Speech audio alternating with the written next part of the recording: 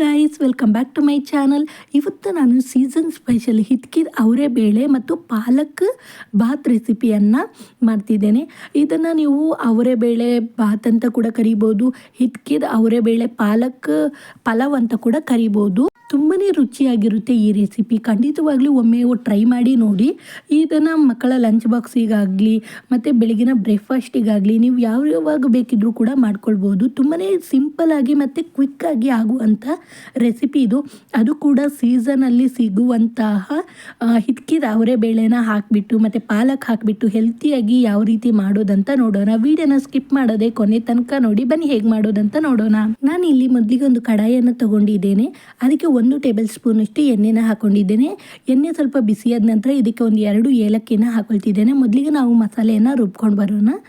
ಆನಂತರ ಇದಕ್ಕೆ ಒಂದು 2 ರಿಂದ 3 ಲವಂಗನ ಹಾಕ್ಕೊಂಡಿದ್ದೇನೆ. ಒಂದು ಅರ್ಧ ಇಂಚಷ್ಟು ಇಲ್ಲಿ ಚಕ್ಕೆನ ಕೂಡ ಹಾಕ್ಕೊಂಡಿದ್ದೇನೆ ನೋಡಿ. ನಂತರ ಇದಕ್ಕೆ ಒಂದು ಅರ್ಧ ಟೀ ಸ್ಪೂನಷ್ಟು ಇಲ್ಲಿ ಕಾಳು ಮೆಣಸನ್ನು ಹಾಕ್ಕೊಂಡಿದ್ದೇನೆ. ಖಾರಕ್ಕೆ ಅನುಗುಣವಾಗಿ ನಾನು ಇಲ್ಲಿ ಒಂದು 6 ಹಸಿಮೆಣಸಿನಕಾಯಿಯನ್ನು ಹಾಕ್ಕೊಂಡಿದ್ದೇನೆ. ಮಕ್ಕಳಿಗೆ ಕೊಡುವುದಾದರೆ ಹಸಿಮೆಣಸಿನಕಾಯಿನ ಸ್ವಲ್ಪ ಕಮ್ಮಿ ಹಾಕ್ಕೊಂಡ್ರೂ ನಡೆಯುತ್ತೆ. ನಂತರ ಇದಕ್ಕೆ 1 ಕಟ್ಟಷ್ಟು ನಾನಿಲ್ಲಿ ಪಾಲಕ್ ಸೊಪ್ಪನ್ನು ಚೆನ್ನಾಗಿ ಸೊಪ್ಪನ್ನು ಮಾತ್ರ ತೆಗೆದುಬಿಟ್ಟು ಚೆನ್ನಾಗಿ ತೊಳೆದ್ಬಿಟ್ಟು ಹಾಕ್ಕೊಂಡಿದ್ದೇನೆ ನೋಡಿ. ಒಂದು ಅರ್ಧ ಇಂಚಷ್ಟು ಶುಂಠಿನ ಹಾಕ್ಕೊಂಡಿದ್ದೇನೆ. 1 ಗೆಡ್ಡೆಯಷ್ಟು ನಾನಿಲ್ಲಿ ಬೆಳ್ಳುಳ್ಳಿನ ಹಾಕ್ಕೊಂಡಿದ್ದೇನೆ ಸಿಪ್ಪೆನೆಲ್ಲ ಬಿಡಿಸಿಬಿಟ್ಟು. ನಂತರ ಇದಕ್ಕೆ ಒಂದು ಸ್ವಲ್ಪ ಕೊತ್ತಂಬರಿ ಸೊಪ್ಪನ್ನು ಹಾಕ್ಕೊಂಡಿದ್ದೇನೆ. ಸ್ವಲ್ಪ ಪುದೀನ ಸೊಪ್ಪನ್ನು ಕೂಡ ಹಾಕ್ಕೊಂಡಿದ್ದೇನೆ. ಇದನ್ನು ಚೆನ್ನಾಗಿ ಫ್ರೈ ಮಾಡ್ಕೊಳ್ಬೇಕು. ನಾವಿಲ್ಲಿ ಇದು ಸಾಫ್ಟ್ ಆಗಬೇಕು, ಅಲ್ಲಿ ತನಕ ನಾವು ಚೆನ್ನಾಗಿ ಇದನ್ನು ಫ್ರೈ ಮಾಡ್ಕೊಳ್ಬೇಕು. ಈ ಸೊಪ್ಪುಗಳೆಲ್ಲ ಸಾಫ್ಟ್ ಆಗಬೇಕು. ಪಾಲಕ್ ಸೊಪ್ಪಿದೆಲ್ಲ ಹಸಿ ವಾಸನೆ ಎಲ್ಲ ಹೋಗಬೇಕು. ಆವಾಗ ಮಾತ್ರ ಟೇಸ್ಟ್ ತುಂಬಾ ಚೆನ್ನಾಗಿರುತ್ತೆ. ಇದು ಹಸಿ ವಾಸನೆ ಹೋಗೋ ತನಕ ಒಂದು 2 ರಿಂದ 3 ನಿಮಿಷ ಚೆನ್ನಾಗಿ ಹೀಗೇ ಫ್ರೈ ಮಾಡ್ಕೊಳ್ತಾ ಇರಬೇಕು. ನಾನು ಇವಾಗ ಗ್ಯಾಸನ್ನು ಮೀಡಿಯಮ್ ಫ್ಲೇಮಲ್ಲಿ ಇಟ್ಕೊಂಡ್ಬಿಟ್ಟು ಇದನ್ನು ನಾವು ಚೆನ್ನಾಗಿ ಇಲ್ಲಿ ಫ್ರೈ ಮಾಡ್ಕೊಳ್ತಿದ್ದೆ ನೋಡಿ. ಇದು ಹಸಿ ವಾಸನೆ ಎಲ್ಲ ಹೋಗಬೇಕು, ಸ್ವಲ್ಪ ಫ್ರೈ ಆಗ್ತಾ ಇರಬೇಕು. ಇದು ಸ್ವಲ್ಪ ಫ್ರೈ ಆದ ನಂತರ ಇದಕ್ಕೆ ನಾನು ಒಂದು 2 ಟೊಮೆಟೊವನ್ನು ಕಟ್ ಮಾಡಿ ಹಾಕೊಳ್ತಿದ್ದೀನಿ. ಇದು ಹುಳಿ ಟೊಮೆಟೊ, 2 ಟೊಮೆಟೊನ ಹಾಕ್ಕೊಂಡಿದ್ದೇನೆ. ತುಂಬ ದೊಡ್ಡದೇನಿಲ್ಲ, ಮೀಡಿಯಮ್ ಸೈಜ್ ಇದು ಟೊಮೆಟೊನ ಹಾಕ್ಕೊಂಡಿದ್ದೇನೆ. ಇದನ್ನು ಸ್ವಲ್ಪ ದಪ್ಪದಾಗಿಯೇ ನಾನು ಇಲ್ಲಿ ಕಟ್ ಮಾಡಿ ಹಾಕ್ಕೊಂಡಿದ್ದೇನೆ, ರುಬ್ಲಿಕ್ಕಲ್ವಾ ಅದಕ್ಕೋಸ್ಕರ. ಇವಾಗ ನೋಡಿ ಇದನ್ನು ಕೂಡ ಹಾಕೊಂಡು ಟೊಮೆಟೊನ ಹಾಕಿದ ನಂತರ ಚೆನ್ನಾಗಿ ಇದನ್ನು ಫ್ರೈ ಮಾಡ್ಕೊಳ್ತಿದ್ದೇನೆ. ಇಲ್ಲಿ ಟೊಮೆಟೊ ಎಲ್ಲ ಸಾಫ್ಟ್ ಆಗಬೇಕು, ಅದಕ್ಕೋಸ್ಕರ ನಾನು ಇದರ ಮೇಲ್ಗಡೆ ಒಂದು ಲಿಡ್ಡನ್ನು ಕ್ಲೋಸ್ ಮಾಡಿಬಿಟ್ಟು ಒಂದು 3 ರಿಂದ 4 ನಿಮಿಷ ಚೆನ್ನಾಗಿ ಮೀಡಿಯಮ್ ಫ್ಲೇಮಲ್ಲಿ ಇಟ್ಬಿಟ್ಟು ನಾನು ಇದನ್ನು ಚೆನ್ನಾಗಿ ಬೇಯಿಸ್ಕೊಳ್ತೇನೆ ನೋಡಿ. ಇವಾಗ ಟೊಮೆಟೊ ಮತ್ತು ಈ ಪಾಲಕ್ ಇದೆಲ್ಲ ಸ್ವಲ್ಪ ನೀರು ಬಿಟ್ಕೊಂಡು ಚೆನ್ನಾಗಿ ಇದು ಬೆಂದಿದೆ. ಇವಾಗ ಸಾಫ್ಟ್ ಆಗಿದೆ ನೋಡಿ ಟೊಮೆಟೊ ಎಲ್ಲ. ಇವಾಗ ನಾನು ಇದನ್ನು ಚೆನ್ನಾಗಿ ಮಿಕ್ಸ್ ಮಾಡಿ ಆದ ನಂತರ ಇದಕ್ಕೆ ನಾನು ಒಂದು 3 ಟೇಬಲ್ ಸ್ಪೂನ್ ಆಗುವಷ್ಟು ಇಲ್ಲಿ ಹಸಿ ತೆಂಗಿನಕಾಯಿಯನ್ನು ಸೇರಿಸ್ತಿದ್ದೆ ನೋಡಿ. ಜಾಸ್ತಿ ಹಾಕೋದು ಬೇಡ, ಒಂದು 3 ಟೇಬಲ್ ಸ್ಪೂನ್ ಹಾಕಿದರೆ ಸಾಕು. ಇದಕ್ಕೆ ತುಂಬ ಕಾಯಿ ಕೂಡ ಹಾಕ್ಕೊಳ್ಬಾರ್ದು, ಅಂದರೆ ತೆಂಗಿನ ತುರಿ ಜಾಸ್ತಿ ಕೂಡ ಹಾಕ್ಕೊಳ್ಬಾರ್ದು, ಅಷ್ಟು ರುಚಿ ಚೆನ್ನಾಗಿರೋದಿಲ್ಲ. ನಾನಿಲ್ಲಿ ಜಸ್ಟ್ ಒಂದು 3 ರಿಂದ 4 ಟೇಬಲ್ ಸ್ಪೂನ್ ಅಷ್ಟೇ ಹಾಕ್ಕೊಂಡಿದ್ದೇನೆ, ಜಾಸ್ತಿ ಹಾಕ್ಕೊಂಡಿಲ್ಲ. ಇದನ್ನು ಕೂಡ ಹಾಕೊಂಡ ನಂತರ ಕೊಬ್ಬರಿನ ಹಾಕಿದ ನಂತರ ತೆಂಗಿನಕಾಯಿನ ಚೆನ್ನಾಗಿ ಇದನ್ನು ಮಿಕ್ಸ್ ಮಾಡಿಬಿಟ್ಟು ಇವಾಗ ತಣ್ಣಗಾದ ನಂತರ ನೈಸಾಗಿ ಗ್ರೈಂಡ್ ಮಾಡ್ಕೊಂಡ್ರೆ ಆಯಿತು. ನೀರನ್ನು ಏನು ಹಾಕ್ಕೊಳ್ಳಿಕ್ಕೆ ಹೋಗ್ಬಿಡಿ, ಹಾಗೆಯೇ ಗ್ರೈಂಡ್ ಮಾಡ್ಕೊಳ್ಳಿ. ಆ ಮಸಾಲೆ ತಣ್ಣಗಾಗುವಷ್ಟರಲ್ಲಿ ನಾನು ಇದನ್ನು ಕುಕ್ಕರಲ್ಲಿ ಮಾಡ್ತಿದ್ದೇನೆ. ಕುಕ್ಕರಿಗೆ ಒಂದು 4 ರಿಂದ 5 ಟೇಬಲ್ ಸ್ಪೂನಷ್ಟು ಎಣ್ಣೆನ ಹಾಕ್ಕೊಂಡಿದ್ದೇನೆ. ಎಣ್ಣೆ ಸ್ವಲ್ಪ ಬಿಸಿಯಾದ ನಂತರ 2 ಏಲಕ್ಕಿನ ಹಾಕ್ಕೊಂಡಿದ್ದೇನೆ, ಒಂದು 4 ರಿಂದ 5 ಲವಂಗನ ಹಾಕ್ಕೊಂಡಿದ್ದೇನೆ, ಒಂದು 2 ಚಿಕ್ಕ ಪೀಸಷ್ಟು ಚಕ್ಕೆನ ಕೂಡ ಹಾಕ್ಕೊಂಡಿದ್ದೇನೆ, 2 ಬಿರಿಯಾನಿ ಎಲೆನ ಹಾಕ್ಕೊಂಡಿದ್ದೇನೆ. ಇದನ್ನು ಸ್ವಲ್ಪ ಫ್ರೈ ಮಾಡ್ಕೊಳ್ಬೇಕು. ಗ್ಯಾಸನ್ನು ಇವಾಗ ನಾನು ಮೀಡಿಯಮ್ ಫ್ಲೇಮಲ್ಲಿ ಇಟ್ಕೊಂಡಿದ್ದೇನೆ. ಇದನ್ನು ತುಂಬ ಕಪ್ ಮಾಡಲಿಕ್ಕೆ ಹೋಗಬೇಡಿ, ಸ್ವಲ್ಪ ಫ್ರೈ ಆದರೆ ಸಾಕು, ಆವಾಗ ಅದರ ಫ್ಲೇವರ್ ಚೆನ್ನಾಗಿ ಬಿಡುತ್ತೆ. ನಂತರ ಇದಕ್ಕೆ 2 ಈರುಳ್ಳಿಯನ್ನು ಸ್ಲೈಸಾಗಿ ಈ ರೀತಿ ಉದ್ದಕ್ಕೆ ಕಟ್ ಮಾಡಿಕೊಂಡಿದ್ದೆ ನೋಡಿ ತೆಳ್ಳಗೆ.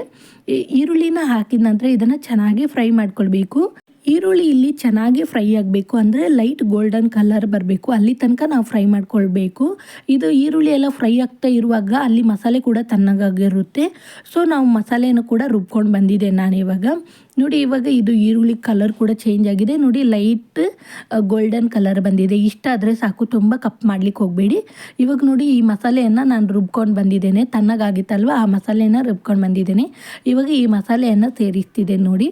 ಈ ಮಸಾಲೆ ಹಾಕಿದ ನಂತರ ಇದರ ಹಸಿ ವಾಸನೆ ಎಲ್ಲ ಹೋಗಬೇಕು, ಅಂದರೆ ನಾವು ಮೊದಲಿಗೆ ಫ್ರೈ ಮಾಡ್ಕೊಂಡಿರ್ತೇವೆ. ಆನಂತರ ಕೂಡ ಒಂದು 2 ನಿಮಿಷ ಫ್ರೈ ಮಾಡಿಕೊಂಡ್ರೆ ಸಾಕು. ಇಲ್ಲಿ ತುಂಬ ಹೊತ್ತೇನು ಫ್ರೈ ಮಾಡ್ಕೊಳ್ಬೇಕಂತೇನಿಲ್ಲ. ಈ ಈರುಳ್ಳಿ ಒಟ್ಟಿಗೆ ಎಣ್ಣೆ ಒಟ್ಟಿಗೆ ಈ ಮಸಾಲೆಯನ್ನು ಚೆನ್ನಾಗಿ ಒಮ್ಮೆ ಫ್ರೈ ಮಾಡ್ಕೊಳ್ಳೋಣ. ಗ್ಯಾಸನ್ನು ನಾನಿಲ್ಲಿ ಮೀಡಿಯಮ್ ಫ್ಲೇಮಲ್ಲೇ ಇಟ್ಕೊಂಡಿದ್ದೀನಿ, ಹೈ ಫ್ಲೇಮ್ ಇಟ್ಕೊಳ್ಬೇಡಿ. ನಂತರ ಇದಕ್ಕೆ 1 ಕಪ್ಪಷ್ಟು ನಾನಿಲ್ಲಿ ಅವರೆಕಾಳನ್ನು ನೀರಿಗೆ ಹಾಕಿಬಿಟ್ಟು ನೆನೆಸಿ ಅದರ ಮೇಲ್ಗಡೆದು ಸಿಪ್ಪೆನೆಲ್ಲ ತೆಗೆದುಬಿಟ್ಟು ಈ ರೀತಿ ಕಾಳನ್ನು ರೆಡಿ ಮಾಡ್ಕೊಂಡಿದ್ದೇನೆ. ಹಿದ್ಕಿದ ಅವರೆಬೇಳೆನ ರೆಡಿ ಮಾಡ್ಕೊಂಡಿದ್ದೇನೆ. ಇದನ್ನು 1 ಕಪ್ಪಷ್ಟು ಹಾಕಿದ್ದೇನೆ. ನಂತರ ಇದಕ್ಕೆ 1 ಚಿಕ್ಕ ಕಪ್ಪಷ್ಟು ಮೊಸರನ್ನು ಕೂಡ ಹಾಕ್ಕೊಂಡಿದ್ದೇನೆ. ನಂತರ ಇಲ್ಲಿ ಚೆನ್ನಾಗಿ ಮಿಕ್ಸ್ ಮಾಡ್ಕೊಳ್ಬೇಕು. ಈ ಮಸಾಲೆ ಹಿಟ್ಟಿಗೆ ಈ ಅವರೆಬೇಳೆ ಎಲ್ಲ ಫ್ರೈ ಆಗಬೇಕು, ಚೆನ್ನಾಗಿ ಹೊಂದ್ಕೊಳ್ಬೇಕು ಒಂದಕ್ಕೊಂದು. ಹಾಗೆ ನಾವು ಮಿಕ್ಸ್ ಮಾಡ್ಕೊಳ್ಬೇಕು. ನೀವು ಡೈರೆಕ್ಟಾಗಿ ಅವರೆಕಾಳನ್ನು ಕೂಡ ಸೇರಿಸ್ಕೊಳ್ಬೋದು. ನಾನು ಅವರೆಬೇಳೆನ ಮಾಡಿಬಿಟ್ಟು ನಾನು ಇಲ್ಲಿ ಸೇರಿಸ್ಕೊಂಡಿದ್ದೀನಿ. ಸ್ವಲ್ಪ ಟೈಮ್ ತಗೊಳುತ್ತೆ ಅವರೆಬೇಳೆ ಮಾಡ್ಕೊಳ್ಳಿಕ್ಕೆ. ನೀವು ಡೈರೆಕ್ಟಾಗಿ ಅವರೆಕಾಳನ್ನು ಕೂಡ ಸೇರಿಸ್ಕೊಳ್ಬೋದು. ಇದು ಸ್ವಲ್ಪ ಫ್ರೈ ಆದ ನಂತರ ಇದಕ್ಕೆ ಒಂದು ಅರ್ಧ ಟೀ ಸ್ಪೂನಷ್ಟು ನಾನಿಲ್ಲಿ ಅರಿಶಿನ ಪೌಡರನ್ನು ಹಾಕಿದ್ದೇನೆ. ಒಂದು ಅರ್ಧ ಟೀ ಸ್ಪೂನಷ್ಟು ಇಲ್ಲಿ ಗರಂ ಮಸಾಲ ಪೌಡರನ್ನು ಹಾಕಿದ್ದೇನೆ. 1 ಟೇಬಲ್ ಸ್ಪೂನಷ್ಟು ಇಲ್ಲಿ ಧನಿಯಾ ಪೌಡರನ್ನು ಹಾಕಿದ್ದೇನೆ. ನಂತರ ಇದಕ್ಕೆ ರುಚಿಗೆ ತಕ್ಕಷ್ಟು ಉಪ್ಪನ್ನು ಹಾಕಿದ್ದೇನೆ. ಇವಾಗ ಇದನ್ನು ಚೆನ್ನಾಗಿ ಮಿಕ್ಸ್ ಮಾಡ್ಕೊಳ್ಬೇಕು. ನೀವು ಖಾರನ ನೋಡಿಬಿಟ್ಟು ಹಾಕ್ಕೊಳ್ಳಿ, ಟೇಸ್ಟ್ ಮಾಡ್ಕೊಂಡ್ಬಿಟ್ಟು. ನಾವು ಮೊದಲಿಗೆ ಹಸಿಮೆಣಸಿಕಾಯಿನ ಹಾಕ್ಕೊಂಡಿರ್ತೇವೆ. ನಿಮ್ಗೆ ಏನಾದರೂ ಖಾರ ಏನಾದರೂ ಕಡಿಮೆ ಅನಿಸಿದರೆ ಸ್ವಲ್ಪ ರೆಡ್ ಚಿಲ್ಲಿ ಪೌಡರನ್ನು ಕೂಡ ಸೇರಿಸ್ಕೊಳ್ಬೋದು. ಮಕ್ಕಳಿಗೆ ಮಾಡೋದಾದರೆ ಸ್ವಲ್ಪ ಖಾರನ ಕಡಿಮೆ ಹಾಕಿದರೂ ಕೂಡ ನಡೆಯುತ್ತೆ. ನೋಡಿ, ಇದನ್ನು ಚೆನ್ನಾಗಿ ಮಿಕ್ಸ್ ಮಾಡಿ ಆದ ನಂತರ ನಾನಿಲ್ಲಿ 2 ಗ್ಲಾಸಷ್ಟು ಸೋನಾ ಮಸೂರಿ ಅಕ್ಕಿಯನ್ನು ತೊಗೊಂಡಿದ್ದೇನೆ. ಚೆನ್ನಾಗಿ ತೊಳೆದ್ಬಿಟ್ಟು ಇಟ್ಕೊಂಡಿದ್ದೇನೆ. ಇದನ್ನು ಒಂದು 10 ನಿಮಿಷ ನಾನು ನೆನೆಸಿ ಇಟ್ಕೊಂಡಿದ್ದೆ. ಇವಾಗ ಈ ಅಕ್ಕಿಯನ್ನೆಲ್ಲ ಹಾಕ್ಕೊಳ್ತಿದ್ದೆ. ನೋಡಿ, ಇದಕ್ಕೆ ನಾವು ನೀರು ಹಾಕುವ ಮೊದಲಿಗೆ ಅಕ್ಕಿಯನ್ನು ಮೊದಲಿಗೆ ಹಾಕಿಬಿಟ್ಟು ಚೆನ್ನಾಗಿ ಫ್ರೈ ಮಾಡಿಕೊಂಡ್ರೆ ಆವಾಗ ರುಚಿ ತುಂಬಾ ಚೆನ್ನಾಗಿರುತ್ತೆ. ಅಕ್ಕಿಗೆ ಈ ಮಸಾಲೆ ಎಲ್ಲ ಹೊಂದ್ಕೊಳ್ಳುತ್ತೆ, ಅಂದರೆ ಉಪ್ಪು ಖಾರ ಎಲ್ಲ ಚೆನ್ನಾಗಿ ಹಿಡ್ಕೊಳ್ಳುತ್ತೆ. ಅದಕ್ಕೋಸ್ಕರ ನಾವು ಮೊದಲಿಗೆ ಅಕ್ಕಿಯನ್ನು ಹಾಕಿದ ನಂತರ 1-2 ನಿಮಿಷ ಚೆನ್ನಾಗಿ ಇದನ್ನು ಫ್ರೈ ಮಾಡ್ಕೊಳ್ಬೇಕು. ಆ ನಂತರ ನಾವು ನೀರನ್ನು ಸೇರಿಸ್ಕೊಳ್ಬೇಕು.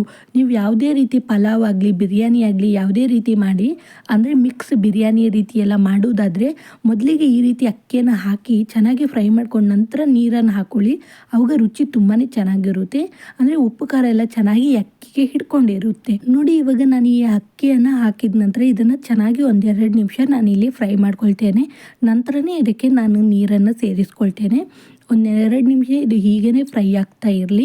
ನಾನಿವಾಗ ಗ್ಯಾಸನ್ನು ಮೀಡಿಯಮ್ ಫ್ಲೇಮಲ್ಲಿ ಇಟ್ಕೊಂಡಿದ್ದೇನೆ. ತುಂಬ ಹೈ ಫ್ಲೇಮ್ ಮಾಡಲಿಕ್ಕೆ ಹೋಗಬೇಡಿ, ಇಲ್ಲದಿದ್ದರೆ ತಳ ಹಿಡಿಯುತ್ತೆ. ಅದಕ್ಕೋಸ್ಕರ ಇವಾಗ ನೋಡಿ, ನಾನು ಮೀಡಿಯಮ್ ಫ್ಲೇಮಲ್ಲಿ ಇಟ್ಕೊಂಡ್ಬಿಟ್ಟು ಚೆನ್ನಾಗಿ ಕೈ ಆಡಿಸ್ತಾನೆ 1-2 ನಿಮಿಷ ಫ್ರೈ ಮಾಡ್ಕೊಂಡಿದ್ದೇನೆ. ನಂತರ ಇದಕ್ಕೆ ಮಿಕ್ಸಿ ಜಾರಿಗೆ ನಾನು ರುಬ್ಕೊಂಡಿದ್ನಲ್ವ, ಅದಕ್ಕೆ ಸ್ವಲ್ಪ ನೀರನ್ನು ಹಾಕಿಬಿಟ್ಟು ಇಲ್ಲಿ ಮಿಕ್ಸ್ ಮಾಡಿ ಹಾಕ್ಕೊಳ್ತಿದ್ದೇನೆ. 1 ಗ್ಲಾಸ್ ಅಕ್ಕಿಗೆ 1.25 ಗ್ಲಾಸಷ್ಟು ನೀರನ್ನು ಹಾಕ್ಕೊಳ್ಳಿ, ಕರೆಕ್ಟಾಗಿರುತ್ತೆ ಹದ. ನಾನಿಲ್ಲಿ 2 ಗ್ಲಾಸಷ್ಟು ಅಕ್ಕಿಯನ್ನು ತೊಗೊಂಡಿದ್ದೇನೆ, ಅದರ ಪ್ರಕಾರ ನಾನು ನೀರನ್ನು ಹಾಕ್ಕೊಂಡಿದ್ದೇನೆ.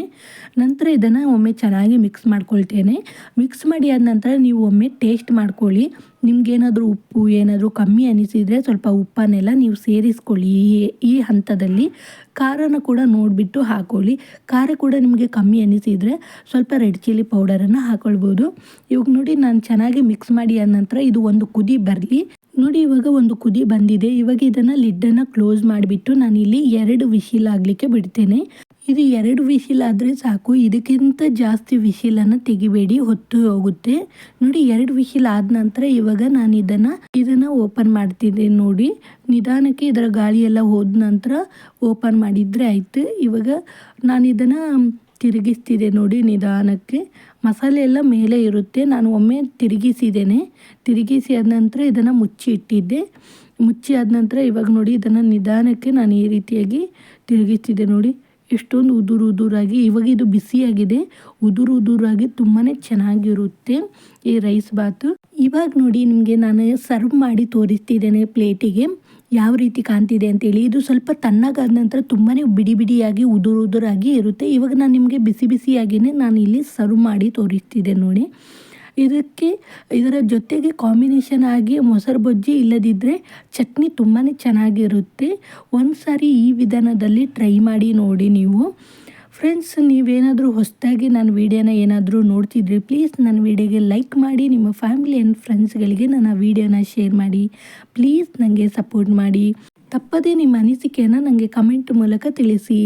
ನಿಮಗೆ ಯಾವ ರೀತಿ ರೆಸಿಪಿಗಳು ಬೇಕಂತ ಹೇಳಿ ನನಗೆ ಕಮೆಂಟ್ ಮೂಲಕ ತಿಳಿಸಿ. ಖಂಡಿತವಾಗ್ಲೂ ನಾನು ಆ ರೀತಿ ರೆಸಿಪಿಯನ್ನು ಮಾಡಿ ತೋರಿಸ್ತೇನೆ. Thank you.